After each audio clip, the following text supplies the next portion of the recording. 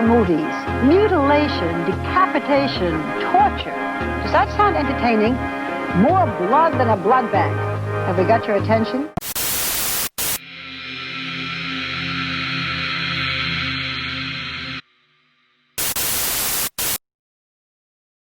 Once more, this is, the Titanic sunk, in the Titanic movie, but cut this shit out. I don't know where I was going with this, but, yeah. Welcome back, terrestrials, to the Quarantine Movie Reviews. In this episode, we're doing top 5 guilty pleasures. Now, a guilty pleasure is hard to define.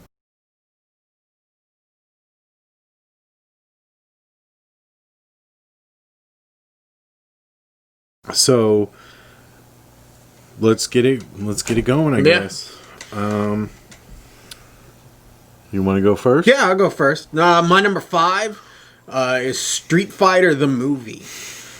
And I'm going to kick that son of a bitch Bison's ass so hard that the next Bison wannabe is gonna feel it. If you've ever seen this is probably one of the greatest Jean-Claude Van Damme movies ever. Next to Time Cop and Cop Cop and Top Cop. No.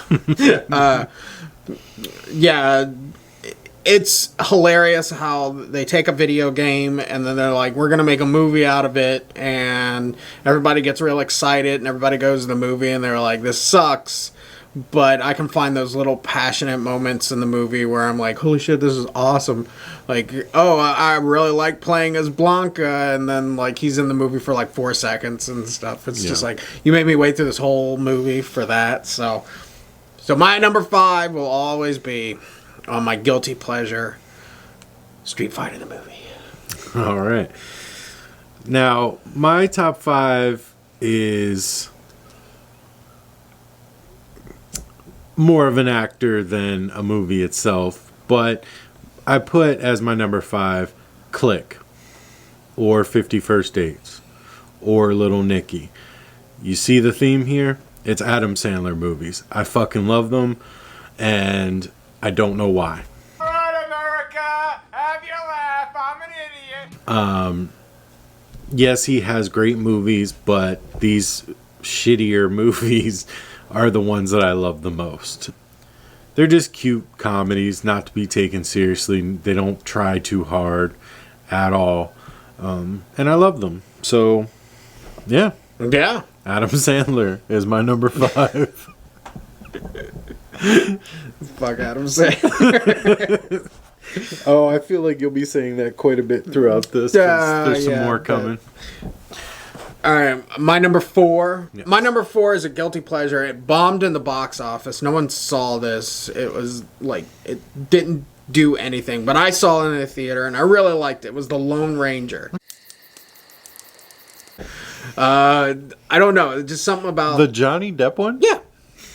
Yeah, the Johnny Depp one. Yeah, I don't even know the other actor's name. Yeah, I know. I saw it too, and I thought it was going to be like a Pirates, but with cowboys. Right, yeah. I thought they had an interesting idea, but they dropped that idea the second that it didn't make a bajillion dollars. So, but I like it. I think it's a decent. It's not a decent Western. It's not close to a pirate movie. They tried to do the pirate movie. They were like, oh, just throw Johnny Depp in it and people will throw money at it, and it didn't happen. Yeah. But I don't know. It's a cool movie. It's fun. So, yep, number 4, Lone Ranger. All right. Well, my number 4 is probably one of the best action films ever made. I would say in the top 10, Face Off.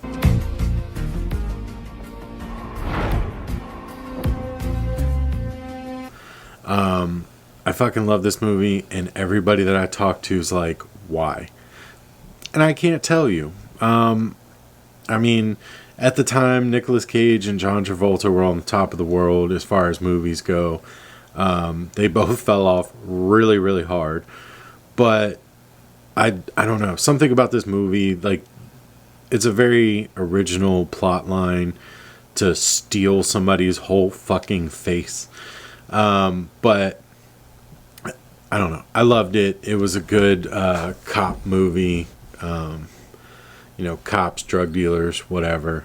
So, yeah, my number 4 is definitely Face Off. Yeah. It definitely is. That brings me to my number 3. My number 3 is the Super Mario Brothers movie.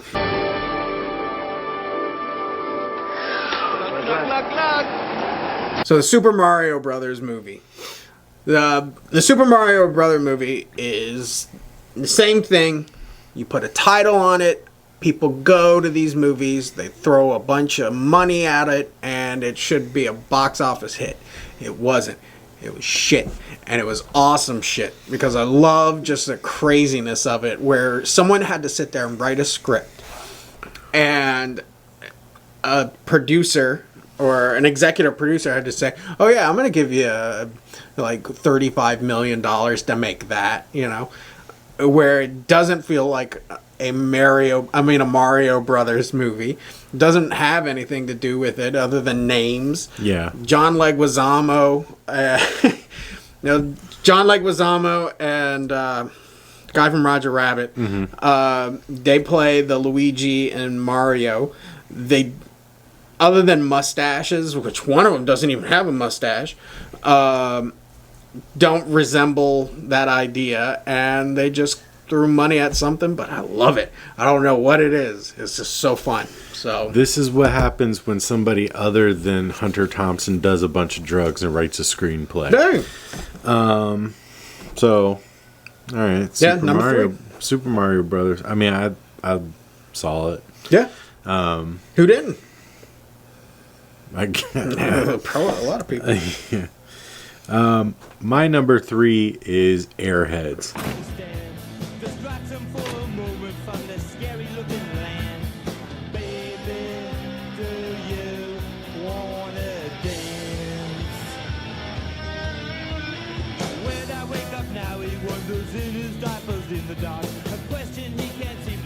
And do I sing or do I bark?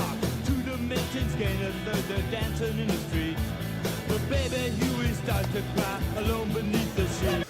And this is where that guilty pleasure thing comes into play, because I'll tell anybody I love Airheads.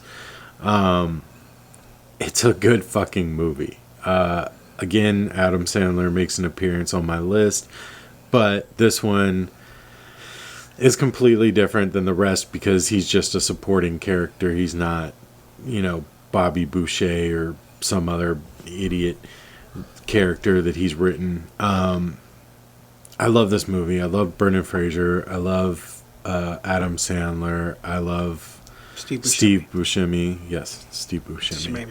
Buscemi. Yeah. But I love this movie. White Zombie's in it, which is another reason to love it. Lemmy. Lemmy's in it. Oh, was it Motorhead? Lemmy was also in it. Oh, no. Yeah. Okay, yeah. He was the editor of the school magazine. Yeah. And then Stuttering John's in it. He used to masturbate constantly. Chris Farley is in it. Chris Farley. David Arquette. Yeah, I mean, pretty much everybody that had a mild career at the time was in this movie. I love it. I love it from beginning to end. I watch it often. More. That's why it's on the list more than I'm willing to admit. Yeah. But yeah. So my number 3. Nope. Yeah, my number 3 is Airheads. Nice. I'll allow it. Yeah.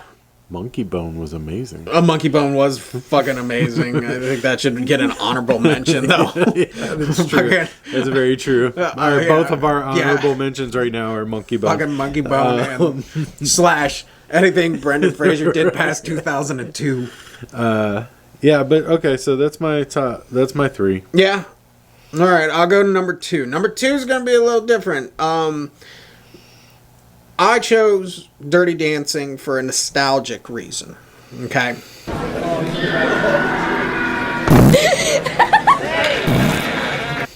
Dirty Dancing was like, it was that movie that always played in my house, and it's never like the Titanic movie where it's just like, I don't want to watch this. Right. But for some reason, I would always, find a moment to sit there and watch Dirty Dancing. I think it's silly. Now in my old age, I think it's silly. Yeah. But once more, Patrick Swayze is in it, killing it. But yeah, Dirty Dancing. There's not a lot to talk about. If you've seen it, you know what I'm talking about. If you love it, you know definitely what I'm talking about. It's my guilty pleasure because I'm just not gonna sit there and throw it on nonchalant. Like, hey guys, you wanna watch Dirty Dancing? Like, no, we don't wanna watch Dirty Dancing. We're like, too fucking bad. We're watching Dirty Dancing. So yeah, you never put that one on back in the day when we'd watch movies at your house. Yeah, I know. I would be alone telling no one puts baby in a corner. So I gotta admit, I've never seen it. Yep. So Dirty Dancing, number 2. What's your number 2? My number 2 is possibly the greatest movie ever made that I'll never admit. Biodome.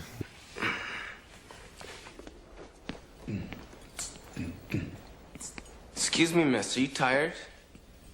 I beg your pardon? Are you tired? No, why? Because you've been running through my mind all day? With Pauly Shore and Stephen Baldwin. I fucking love this movie. And of course, Pauly Shore had to get on the guilty pleasure list somewhere. Again, this is one of those movies that I will willingly admit that I like. I like Encino Man more, but I love Biodome. I've seen it so many times. It's just slapstick comedy. I saw it at the right time as a kid that I was just like, it's the kind of humor that a kid would find funny. So, and the whole plot line is just absurd. But I don't know. I love it through and through. Go ahead, say it. No, So Pauly Shore, if you're watching and stuff, give us a call. We'll be wheezing the juice. Come on, Pauly Shore. I just hope Pauly Shore is well. We want to wish him well. Okay, no problems and stuff. We all just we care about you, Pauly. I like that though. It's comedy. When I was a kid, I was like, when you were a kid, shit, man. Pauly Shore probably now is just like, Bidome's the fucking best movie ever. All right, all right, yeah. So my number 2 is the amazing Biodome. All right, what's your number 1? My number 1 is also the nostalgia. It's Oliver Stone's JFK. Now, yeah, this movie has nothing technically to do with JFK. It has everything to do around the assassination attempt and what may have happened. So therefore, the whole movie is just like every moment should be like, this may have happened or it didn't. I put it on my guilty pleasures just because I like Kevin Costner. Yeah. Kevin Costner sits there and he talks in this accent, this southern accent, which is just hilarious the whole time. It's got a lot of star power in it. I don't remember it doing much. It came out when I was a kid, so I don't, I just picked it up one day and it's kind of like one of those fun movies to throw on. Yeah, definitely JFK is just one of those movies. It's 4 hours long. I'm not going to throw that on. Right. I'm not going to sit here and put it on my top 5 all-time greatest movies. But I like it, and it's fun. So, yeah. All right. I haven't seen that one either, and that one I can assure you I never will. So that's your number 1, JFK. Yeah, JFK's. Yeah. All right. Cool. My number 1 is Ghost. Oh, my love, my darling, I've hungered Patrick Swayze made the list twice. Goddamn right. You should make all of our, like, we should just put them in honorable mentions no matter what. We like, should do a top 10 Patrick Swayze movies. Why? We already know those and stuff. It'll be Point Break for number 1. Fair enough. We've already done that. Point Break, Roadhouse, nothing. But yeah, so my number 1 Tu Wong Fu and How I Learned to Love You, or whatever That's it was true. called. But yeah, so Ghost, I mean, it's got Demi Moore, Whoopi Goldberg. You know the plot line, and if you don't, shame on you.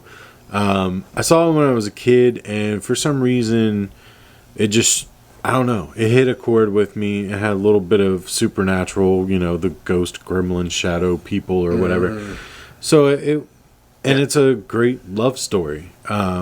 It's what everybody, you know, who is in love hopes, is that they can still talk to their significant other after they pass.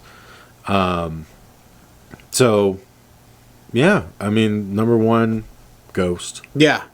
The train, the guy on the train. Get off my train. Yeah, that's awesome. Yeah. Whoopi Goldberg. You want to kiss my butt? I always love that moment.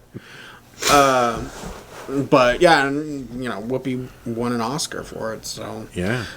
Yeah, I definitely give I'm it. gonna have to cut in some clips from Community, that episode, the pottery. Yeah. What is going on, my blueberries? Show him what you did. No. I rest my case. What case? Throw the freaking hump, imposter! What are you Hey! doing? No! Hey! It's the hilarious guy on guy. One rule I asked you to follow. One. Look! I had it made before he died. It's not in bad taste. Yeah, those are I our mean, top 5s. They're guilty pleasures. They're ours. They're not yours. So tell us yours, and you know, we'll maybe give them a viewing. You know. Yeah. So Yeah, if we haven't seen it, maybe we'll watch it. Maybe we'll do a review on it. No. Probably not, but maybe like, subscribe, share, please, so that we have a reason to keep doing this outside of just our love for doing this.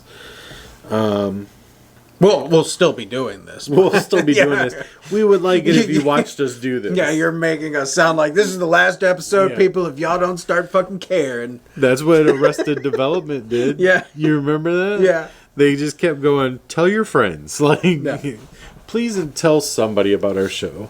But yeah, so whatever. We'll see you around. Yep.